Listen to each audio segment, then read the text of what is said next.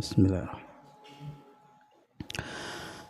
Assalamualaikum warahmatullahi wabarakatuh.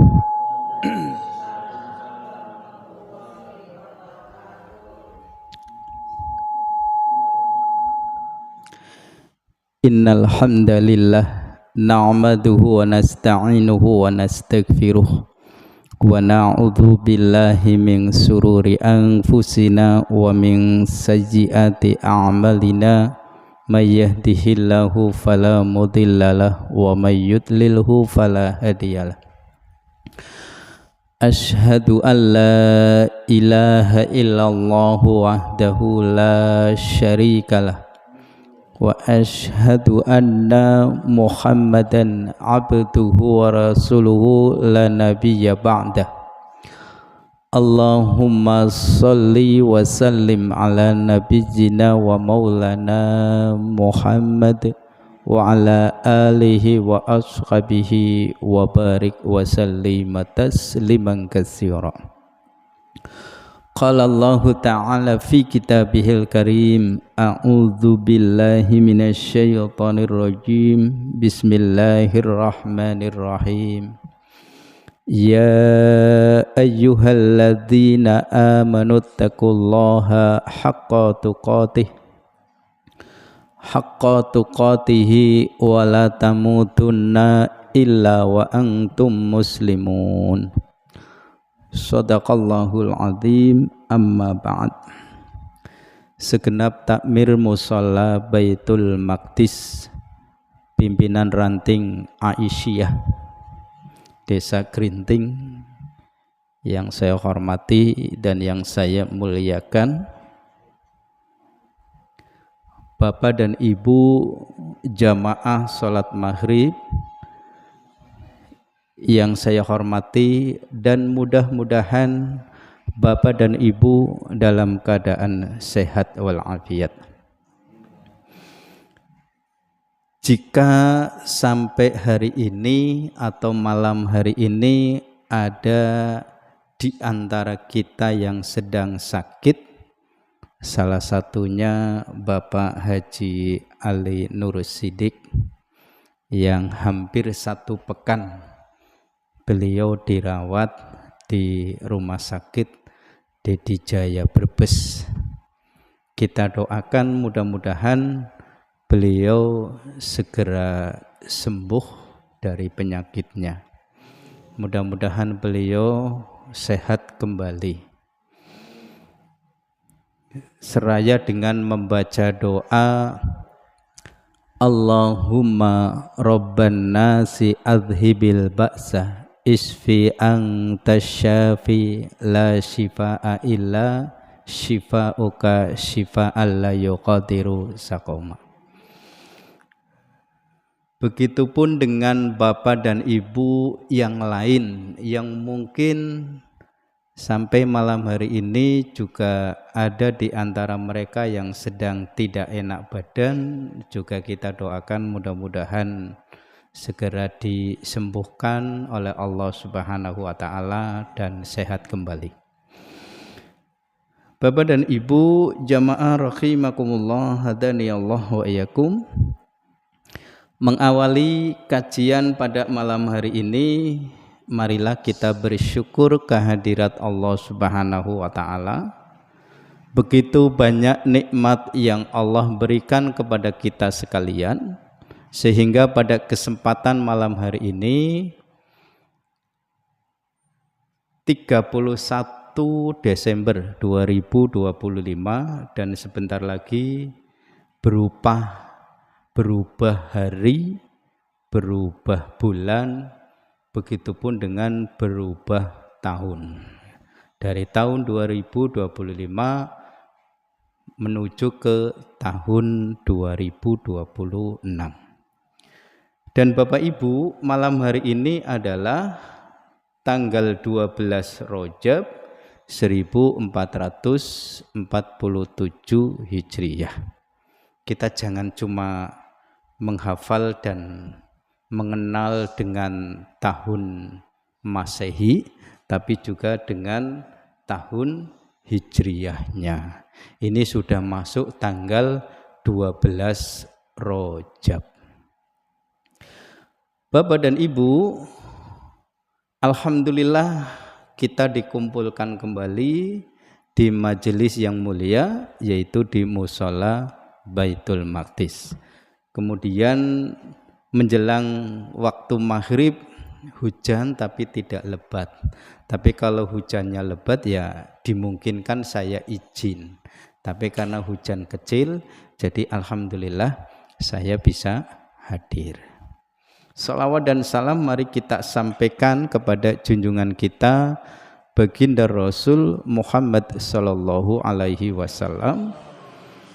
Tentu kita mentauladani beliau dan mengambil suri tauladan dari beliau.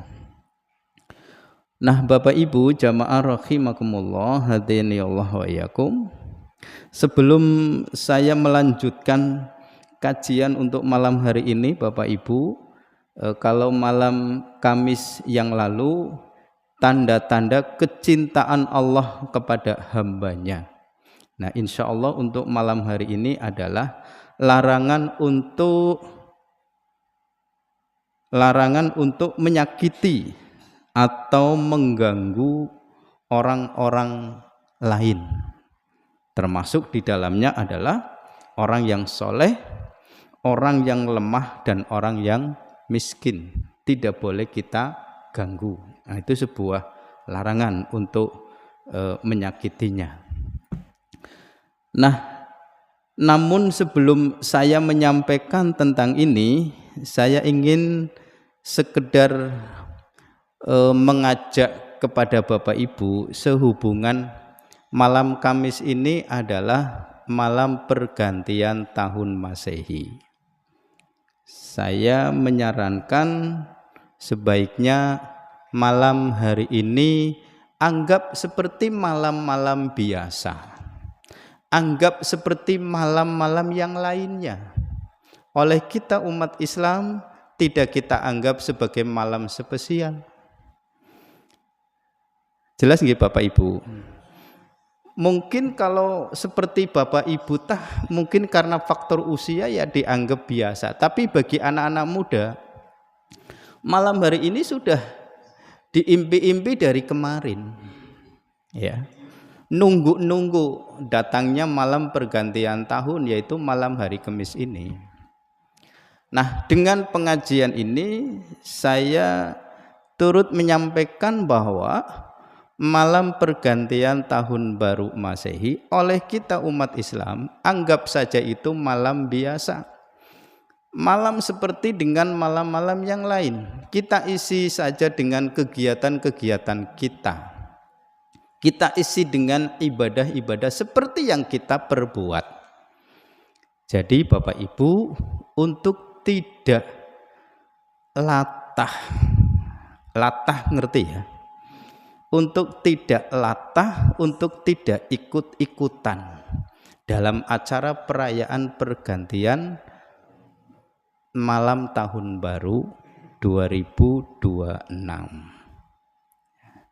Nah, Bapak Ibu, kenapa? Karena kalau kita mengikuti perayaan malam pergantian tahun baru Masehi yang oleh masyarakat terkadang diadakan di satu tempat, misalkan di alun-alun, kemudian di pantai-pantai, atau mungkin juga di tempat objek wisata, ya, mungkin di Guci atau di manalah itu ya. Nah, maka dalam acara tersebut Bapak Ibu yang kita jumpai itu ya, yang kita jumpai itu pertama pastilah mereka mengikuti alunan musik, itu musik dangdut maupun musik rock ya, pokoknya musik lah ya, sembari menunggu waktu yang ditunggu, yaitu 24.00 begitu ya. Nah, kemudian Di situ Bapak Ibu antara laki-laki dengan perempuan berkumpul menjadi satu tanpa ada pembatas. Kumpul ya, entah berdiri maupun duduk, pokoknya kumpul. Berdesak-desakan, laki-laki dengan perempuan tidak ada batas apapun. Ini yang kedua ya Bapak Ibu ya. Kemudian yang ketiga, di acara tersebut itu biasanya dibunyikan lonceng. Ya. Ada bunyian lonceng. Perlu Bapak Ibu ketahui bahwa bunyian lonceng itu adalah menyerupai orang-orang Nasrani. Kemudian bunyi trompet. Ya kan? Nah, kalau trompet ini menyerupai orang-orang Yahudi. Dan yang ketiga, membakar kembang api. Nah, kalau membakar kembang api ini menyerupai orang-orang Majusi, orang-orang yang menyembah api. Maka Bapak Ibu melihat dari acara yang sedemikian jauh dari nilai-nilai keislaman, maka oleh kita sebagai umat Islam yang lebih aman mungguh akidah kita dan lebih selamat sebaiknya bagi umat Islam untuk tidak mengikuti acara perayaan malam pergantian tahun. Mendingan di rumah melakukan aktivitas seperti biasa. Ya. Ibadah seperti biasa. Jadi kita tidak boleh latah dengan mereka. Nah, kalau itu Bapak Ibu bisa kita hindari, maka kita telah mengamalkan salah satu hadis yang diriwayatkan oleh Ahmad. Bunyi hadisnya adalah man tasyabbaha biqaumi fahuwa minhum. Ya, barang siapa yang mengikuti suatu kaum, maka ia termasuk bagian dari mereka. Ya, itu bukan ajaran kita. Ya, jadi kalau kemudian kita umat Islam ikut campur ikut dalam perayaan tersebut, maka kita telah berada di dalam kelompok mereka. Jadi lebih baik kita diam saja di rumah. Disi orang ini metu-metu, ya silakan keluar, tapi kan bukan dimaksud keluar untuk mengikuti acara itu. Ya keluarnya ya kepentingan kita apa? Malam-malam mau beli nasi goreng, enggak apa-apa. Katanya di rumah saja. Ya jangan salah paham ya. Malam-malam kita mau silaturahim ke saudara, ya silakan. Ya, malam-malam kita mau ada atur-atur walimatul ursi, ya silakan.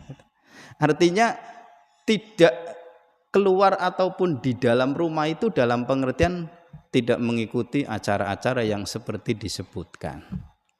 DKI Jakarta malam hari ini oleh Gubernur DKI-nya itu menyelenggarakan di 8 tempat. Ya, di 8 tempat. Dan itu biayanya bukan ratusan juta Bapak Ibu. Itu biayanya mencapai miliaran. Untuk membeli kembang apinya saja itu ratusan juta. Baru kembang apinya, belum yang lain. Maka itu biayanya mencapai miliaran. Bangsa ini semestinya Bapak Ibu harus belajar dari kejadian yang kemarin. Kejadian pada tanggal 26 November 2025 yang lalu. Di mana Indonesia itu telah mendapatkan musibah terbesar di tahun 2025, yaitu musibah banjir bandang, musibah tanah longsor yang terjadi di 3 provinsi, Provinsi Sumatera Utara, Provinsi Sumatera Barat, dan Provinsi Aceh. Dengan jumlah korban ribuan orang, ratusan orang tidak ditemukan, jutaan orang kehilangan tempat tinggal, dan mereka harus mengungsi. hidup di pengungsian. Masa kemudian dari sekian banyak musibah tidak menjadikan kita untuk lebih hati-hati dalam hidup. Telah nampak kerusakan di darat dan di lautan, ya, diakibatkan oleh tangan manusia. Ya, jadi akibat tangan dan ulah manusia itu artinya juga perilaku kita. Kenapa Allah menjatuhkan musibah, Allah memberikan musibah bagi kita? Salah satu penyebabnya adalah karena ulah tangan manusia, karena ulah perilaku kita. Semestinya dengan berbagai kejadian tersebut menjadikan kita hidup harus lebih hati-hati. Ya, kalau toh bagi mereka yang merayakan malam pergantian tahun, ya rayakan saja secara sederhana. Bagi mereka yang merayakan, ya, apalagi kita sebagai umat Islam. Nah, itu Bapak Ibu yang sekedar untuk mengingatkan, berkali-kali setiap kali mau pergantian tahun saya menyampaikan perihal tentang ini. Adapun diikuti ataupun tidak itu terserah. Bahasa gerintingnya digugu ya syukur, orang digugu ya pengennya tadi digugu. Orang meni apa karep pengennya tadi digugu itu ya. Tapi yang namanya manusia banyak ya kita nggak bisa mengharuskan seperti ini gitu ya. Kita hanya menyampaikan. Bapak Ibu jamaah rahimakumullah, hadani Allah wa iyyakum. Baik, kita masuk ke materi kajian kita malam hari ini, bahwa kita dilarang oleh Allah untuk menyakiti atau mengganggu orang-orang yang soleh, orang-orang yang lemah, dan orang-orang miskin. Di dalam Al-Quran surah Al-Ahzab ayat yang ke-58, qala Allah Ta'ala walladzina yu'dunal mu'minina wal mu'minati bighairi maktasabu faqad tamalu buhtana wa ismam mubina. Allah Ta'ala berfirman, dan orang-orang yang menyakiti orang-orang mukmin dan mukminat tanpa kesalahan yang mereka perbuat, sesungguhnya mereka telah memikul kebohongan dan dosa yang nyata. Orang yang menyakiti orang mukmin, orang mukmin itu berarti orang yang beriman, orang laki-laki, ya. Kemudian mukminat, orang perempuan yang beriman, tanpa kesalahan yang jelas yang mereka perbuat, ya. Kemudian kita menuduh, ya, kan banyak sekali Bapak Ibu kejadian-kejadian seperti itu, ya. Kita menyakiti, kita mengganggu sesama orang muslim, sesama orang yang beriman. Kadang-kadang kita menuduh, kadang kita memfitnah, kadang kita menggibah, kadang kita namimah dan lain sebagainya. Nah, itu sebuah larangan. Kalau itu sampai kita perbuat, maka kita telah memikul satu kebohongan besar dan dosa yang nyata. Ini yang disampaikan di dalam Al-Quran surah Al-Ahzab ayat yang ke-58. Nah, Bapak Ibu jamaah rahimakumullah, hadani Allah wa iyyakum. Makanya semestinya orang yang sama-sama muslim, apalagi orang-orang yang sama-sama mukmin, bagi mereka yang betul-betul memahami akan ajaran Islam itu sendiri, insya Allah tidak akan terjadi gap ngerti Ibu, ya.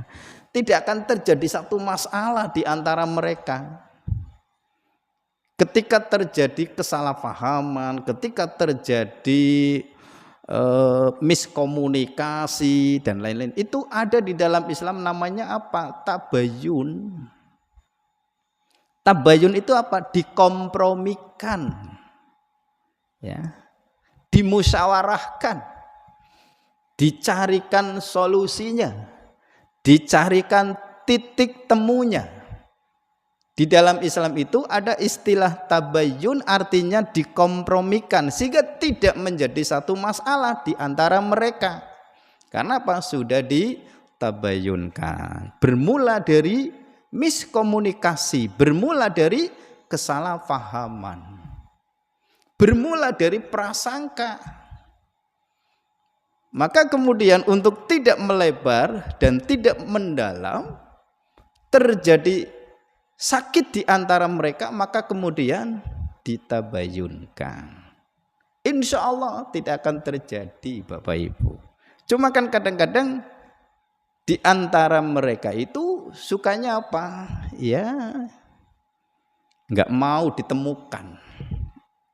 Senengnya ngomong, muter-muter. Jare nyong kuri dolan tuli ditakoken kan luwih kepenak ya. Nyong njaluk tulung ya, engko didomongna. Nah, jadi ini kan njaluk tulung domongna karo kiye. Kiye ora bisa wani ngomong langsung, kok domongna maning. Akhirnya ndak ketemu. Muter-muter tok. Nah, yang bagus itu ditemukan langsung. Kalau tidak berani, minta teman untuk ditemani.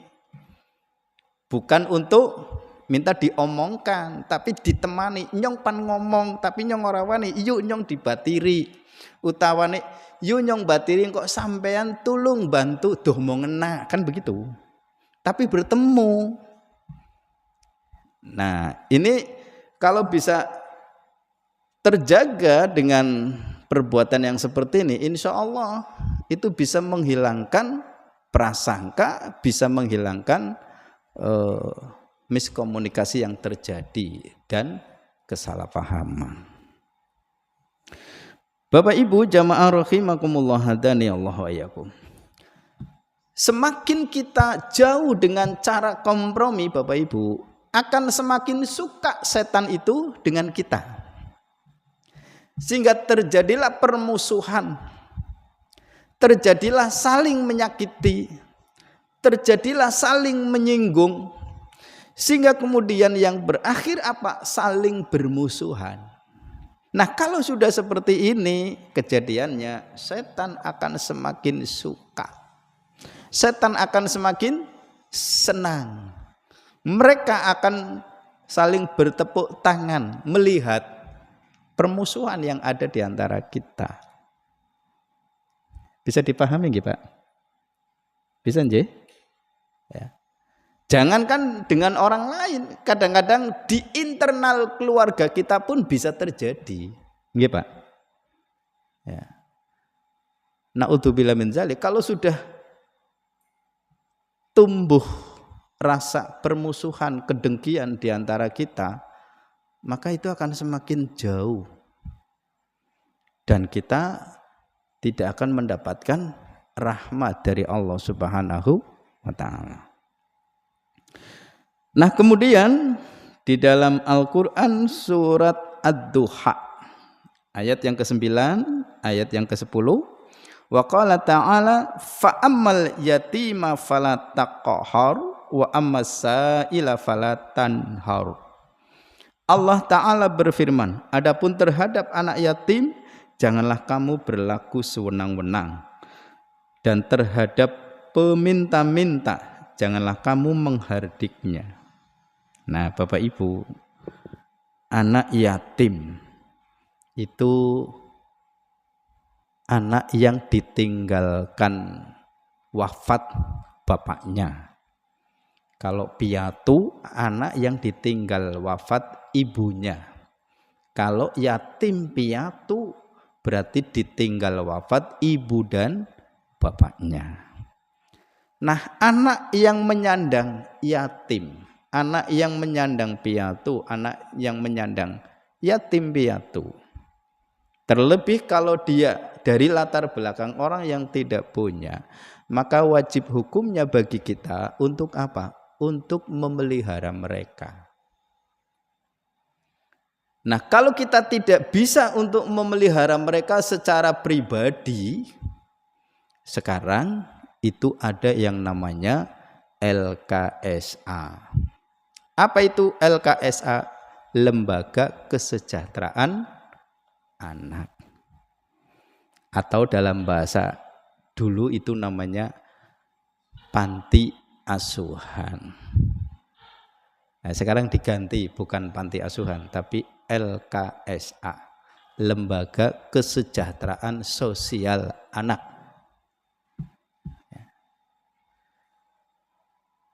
Dengan LKSA itulah satu-satunya cara, satu-satunya jalan untuk kita memelihara mereka, menyelamatkan mereka, melindungi mereka.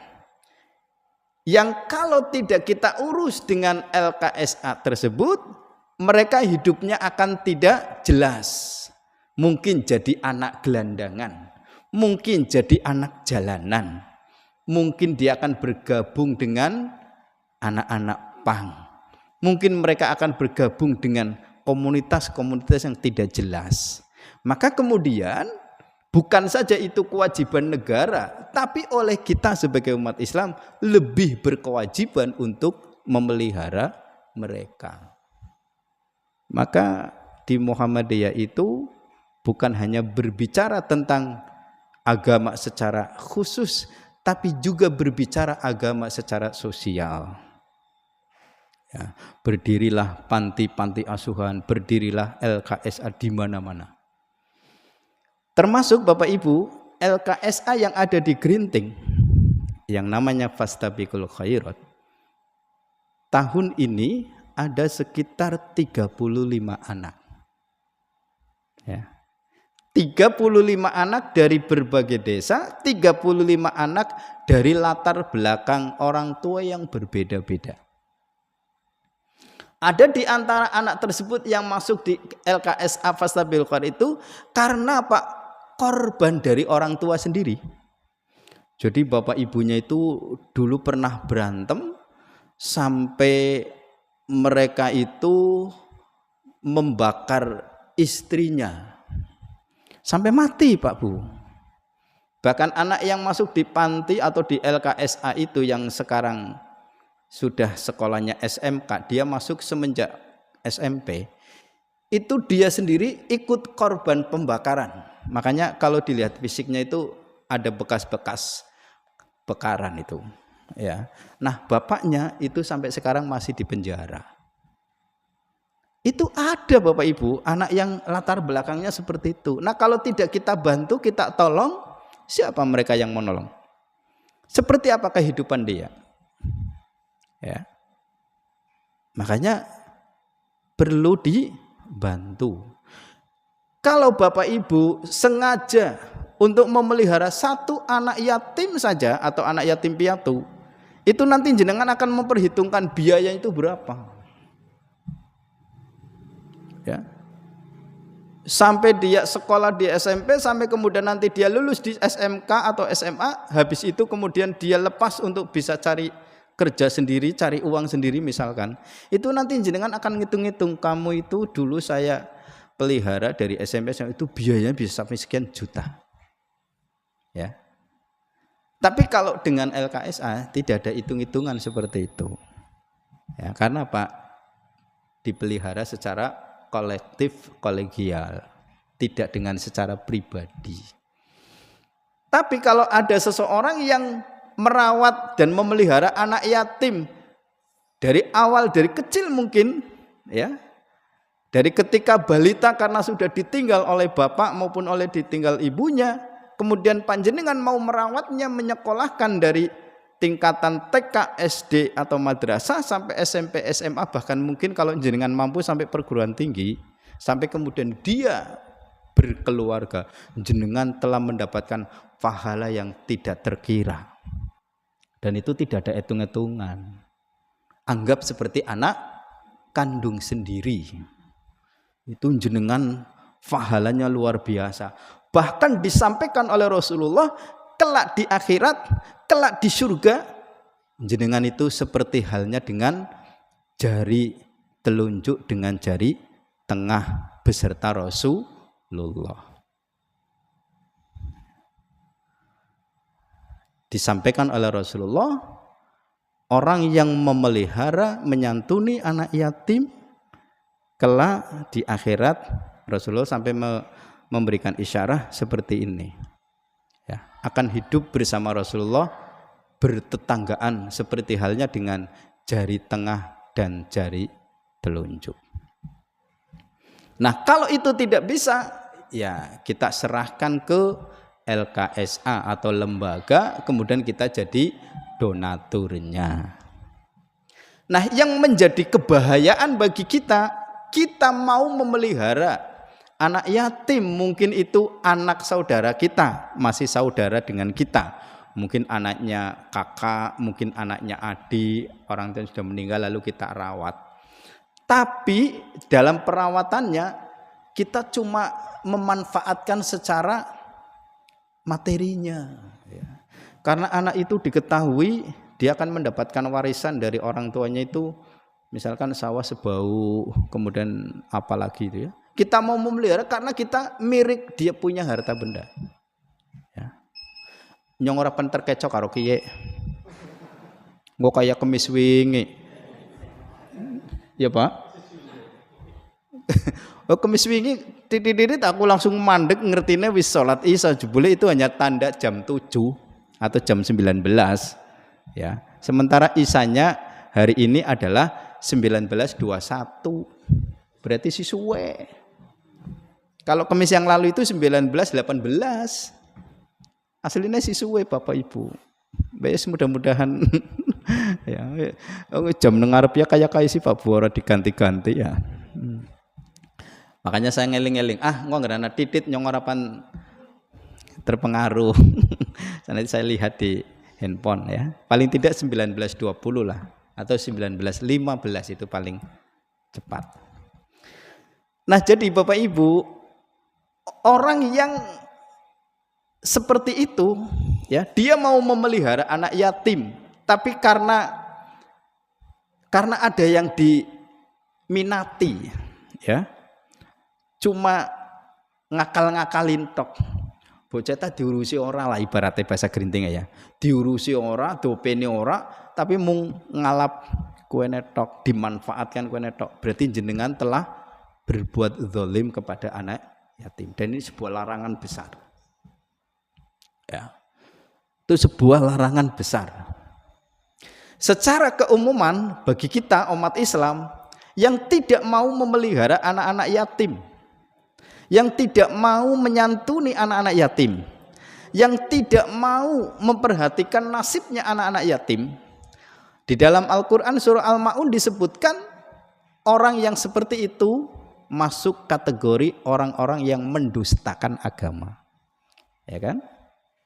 Ara'aitalladzi yukadzibu biddin. Tahukah kamu orang yang mendustakan agama? Fadzalikal ladzi yad'ul yatim. Mereka yang tidak memperhatikan nasib anak yatim.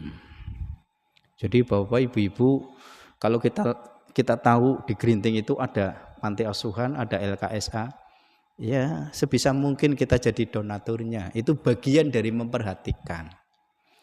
Donatur itu ada donatur bulanan, ada donatur tahunan. Monggo mau pakai bulanan, tapi ibu-ibu jamaah Baitul Maqdis kan sering, ya Bu, ya, oleh Ibu Hajah Aisyah kan sering dihimpun terus nanti diserahkan ke panti asuhan. Nah, jadi di dalam Al-Quran surah Ad-Duha ayat 9 ayat 10, adapun terhadap anak yatim janganlah kamu berlaku sewenang-wenang, ya. Kemudian terhadap peminta-minta, ini berarti kategori orang fakir ataupun miskin lah, ya. Tidak boleh menghardik. Menghardik itu artinya mencaci maki, menyakiti, ya, dan lain-lain gitu, ya. Contoh yang paling sederhana Bapak Ibu, contoh yang sederhana. Satu ketika jenengan didatangi tamu. Assalamualaikum. Barang dibuka, jebule wong jaluk. Kira-kira sikapnya panjenengan melihat ada tamu yang ternyata orang itu adalah peminta-minta. Kira-kira seperti apa Bapak Ibu? A. Dibentak, suruh pergi.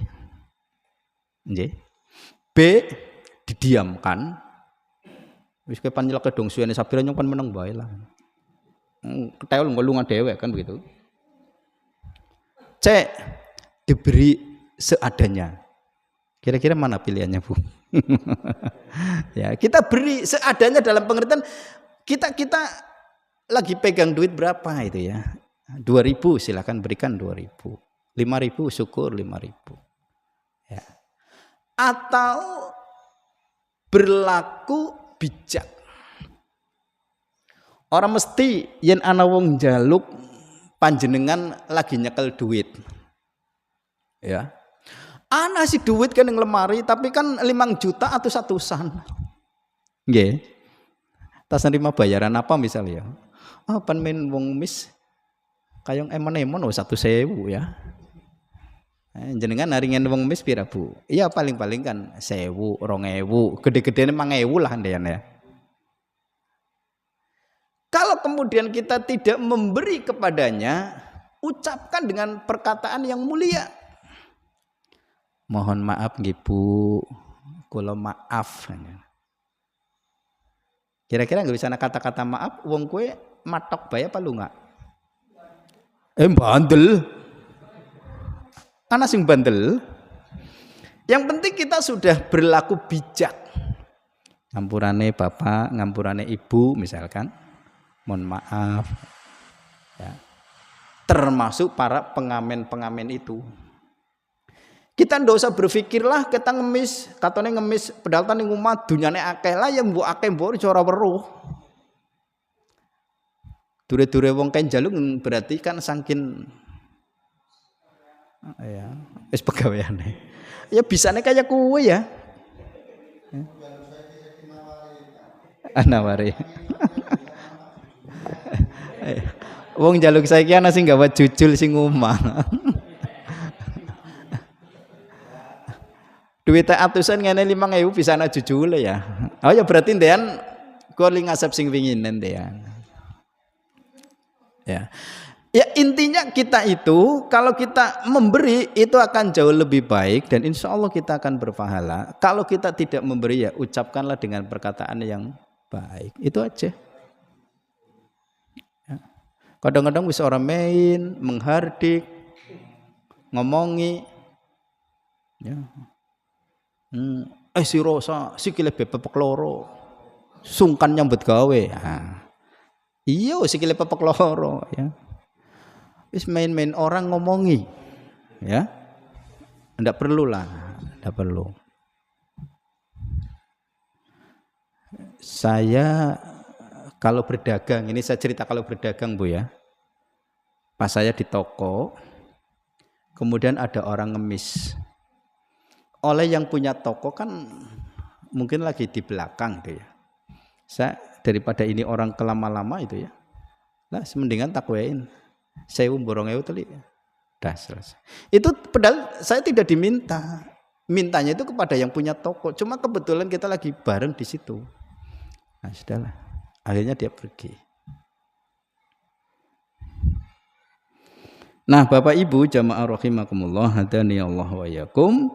Jadi prinsipnya kita tidak boleh menghardik kepada orang-orang miskin, kepada orang-orang yang suka meminta-minta. Kalau ada kita beri dengan ikhlas, kalau tidak ada kita sampaikan dengan perkataan yang baik. Wis kaya kowe baik. Dan kita tidak berprasangka lah kita njaluk nggo profesi padahal tan ning desane ya dunyane akeh misalkan begitu. Ya bisa jadi ada yang begitu. Bahkan mungkin orang yang minta dengan yang diminta sebenarnya masih lebih apa ya, lebih mampu yang meminta itu ya. Ya kita doakan mudah-mudahan yang seperti itu segera sadar dan tidak meminta-minta lagi itu ya. Nah, Bapak Ibu jamaah rahimakumullah hadani Allah wa iyyakum. Yang berikutnya adalah sebuah hadis. Minha hadisu Abi Hurairah radhiyallahu anhu fil babil ladzi qabla hadha man adali waliyan adzantu bil harbi. Di antara hadis yang membicarakan masalah ini adalah hadis yang diriwayatkan oleh Abu Hurairah yang termuat pada bab sebelum bab ini, yaitu hadis yang artinya siapa saja yang memusuhi kekasihku maka aku nyatakan perang. Kemudian juga hadis yang diriwayatkan oleh Sa'ad bin Abi Waqqas radhiyallahu an pada bab yang lalu, yaitu pada bab menyayangi anak yatim, dan sabda Rasulullah, wahai Abu Bakar, seandainya kamu membenci mereka berarti kamu membenci Tuhanmu. Jadi Bapak Ibu, kalau kita membenci anak-anak yatim, membenci orang-orang miskin, membenci orang-orang fakir, maka sama halnya kita membenci Allah. Ya. Makanya mohon maaf lagi-lagi saya ngomong di Muhammadiyah itu ya. Itu ada yang namanya lazismu. Lembaga amil zakat, infak dan sedekah. Ini adalah satu lembaga yang bergerak di bidang sosial, menjalankan amanat Quran perihal tentang zakat, menjalankan amanat di dalam Al-Quran perihal tentang infak, sedekah. Kalau zakat mereka kumpulkan, kemudian nanti diberikan kepada 8 asnaf yang ada.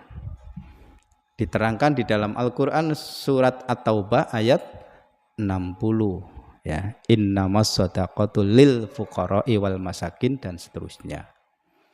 Tapi kalau infak sedekah itu diberikan kepada siapapun, terutama bagi mereka yang membutuhkan, orang-orang yang sangat membutuhkan. Seperti yang sekarang tengah terjadi dengan lazismu memberikan sumbangan untuk korban bencana di Provinsi Utara, Provinsi Sumatera Barat dan Provinsi Aceh. Di 3 minggu yang lalu mengumpulkan infak Jumatan, ya, ini diinstruksikan oleh Profesor Dr. Kiai Haji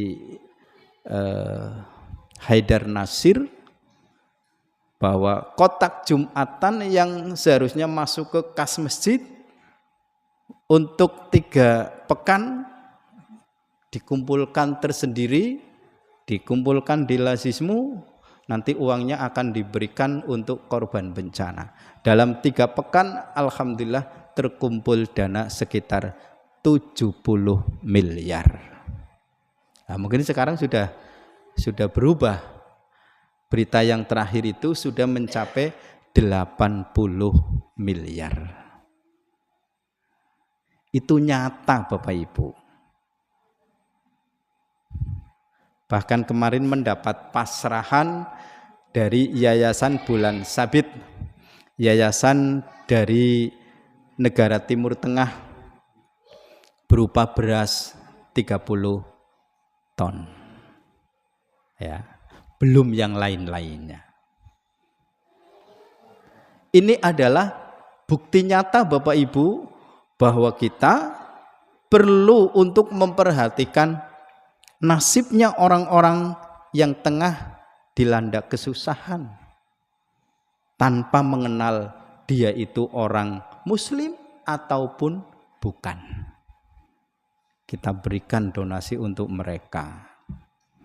Nah, ini juga dalam rangka apa? Menjalankan amanat yang tertuang di dalam berbagai ayat-ayat Al-Quran. Nah, kemudian hadis yang terakhir dalam bab ini dari Jundub bin Abdullah radhiyallahu an, ia berkata, siapa saja yang mengerjakan sholat subuh berarti ia berada dalam jaminan Allah.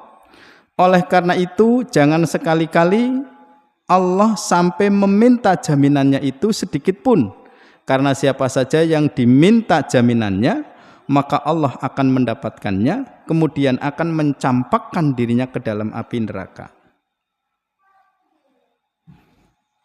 Bapak Ibu, sudah pernah disampaikan tentang keutamaan melaksanakan ibadah sholat. Salah satu di antaranya adalah sholat subuh. Ya. Sebelum kita melaksanakan sholat subuh yang 2 rakaat itu, kita disunnahkan untuk melaksanakan sholat sunnah yang dinamakan dengan sholat sunnah fajar. Sebagian orang mengatakan sholat sunnah qobliyah subuh. Maka kata Rasulullah Shallallahu Alaihi Wasallam adalah rakaat al fajri, ya, khairum minad dunya wa ma fiha. Sholat 2 rakaat, ya, dalam hal ini adalah sholat sunnah fajar, itu lebih baik daripada dunia dan seisinya. Nah, ketika kita melaksanakan sholat subuh, maka kita berada dalam jaminan Allah. Kita dijamin oleh Allah Subhanahu wa ta'ala. Makanya bapak-bapak, ibu-ibu, bukan berarti kita mengabaikan sholat yang 4, tapi sholat subuh hendaknya kita jaga dengan sebaik mungkin. Bahkan dalam hadis lain Rasulullah mengatakan merupakan barometernya orang yang beriman itu dilihat dari sholat subuhnya. Kalau sholat subuhnya enggak jelas, itu jangan-jangan nanti kita dituduh sebagai orang munafik. Tentu Bapak Ibu tidak mau dituduh sebagai orang munafik. Ya. Maka kalau tidak mau dituduh sebagai orang munafik, jaga sholat subuh. Ya. Karena begitu besar manfaat, begitu besar pahala melaksanakan sholat subuh yang sebelumnya oleh Allah, yang sebelumnya oleh Rasulullah. Orang yang melaksanakan sholat 2 rakaat sebelum subuh, dalam hal ini sholat fajar, itu lebih baik daripada dunia dan seisinya. Yang menilik hadis ini, Bapak Ibu, ora dadi wong sing kecil hati, ora dadi wong minder. Nyuka urip sing kemen mulang nganti seke kemlarat bae. Tapi yang mengikuti hadis ini, insya Allah Bapak Ibu ternyata bukan orang miskin, orang kaya, melebihi kekayaannya orang-orang kaya yang ada di dunia. Ya, karena apa? Dunia dan seisinya saja itu tidak ada apa-apanya dibandingkan dengan sholat 2 rakaat. Nah, tentunya Bapak Ibu, setelah kita memahami betul, ini menjadikan bagi kita satu giroh, semangat. Yang tadinya kalau mau sholat subuh kelengkat-kelengket. Tapi jamaah Baitul Maqdis tapi seorang model kelengkat-kelengket ya Bu ya. Pripun Pak? Wis ora zamane kelengkat-kelengket. Ya, wis yari bukan lagi kenang kesel nemen ngono ta ya. Sewaktu-waktu ya ayo ngredi ya Allah ki nyempan tangi salat subuh ya abot nemen sing dongene jam 4 wis tangi jebule jam 5 nembe tangi itu ya. Ya kalau itu terjadi hanya sesekali ya ndak apa-apa, tapi jangan menjadi satu hal yang tiap hari. Ya, tiap harinya semangat, sewaktu-waktu kelengkat-kelengket mungkin ndak apa-apa. Syukur-syukur tidak ada kelengkat-kelengketnya, ya, semangat terus, ya. Itulah Bapak dan Ibu, kita semakin semangat, kemudian kita semakin yakin, ya. Sebab ana wong sing melaksanakan ibadah tapi tidak dibarengi dengan yakin, mung padu kadang-kadang lah nyonta, pokoknya batire sembahyang ya sembahyang, bukan begitu. Batire sholat ya sholat, bukan begitu. Tapi dibarengi dengan rasa yakin. Nah, kiranya itu Bapak dan Ibu, karena sebentar lagi sudah masuk sholat Isya, jadi kita akhiri kajian kita malam hari ini. Mudah-mudahan apa yang saya sampaikan semata-mata itu sebagai satu berita ya, berita yang terbaik yang diambilkan dari Al-Qur'an maupun sunnah, sehingga akan lebih memantapkan kita di dalam melaksanakan ibadah. Subhanakallahumma rabbana wa bihamdika asyhadu alla ilaha illa anta astaghfiruka wa atubu ilaik. Nasrum minallah wa fatkun qarib. Wassalamualaikum warahmatullahi wabarakatuh.